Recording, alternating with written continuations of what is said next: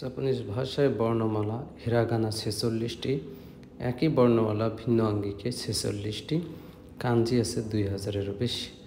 এখন আমরা দেখব হিরাগানা কাতাকানা কিভাবে লিখে এবং বর্ণগুলো কেমন। অনুশীলনের সুবিধার্থে বর্ণগুলোর সাথে থাকছে উচ্চারণও।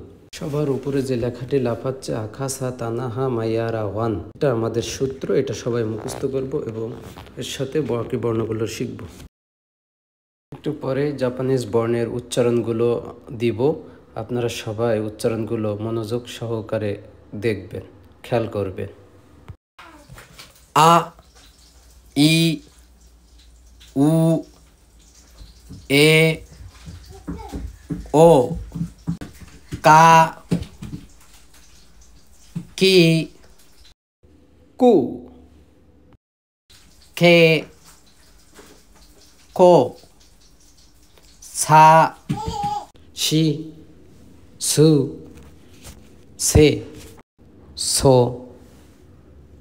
থা, চি, সু, থে, থো, না, নি, নু, নে, নো, হা, হি, হু, হে, হো, মা, মি,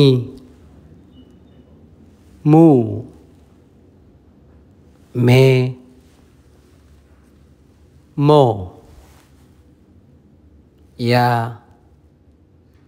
ইউ, ইয়ো, রা, রি, রু, রে, রো, ওয়া, ও,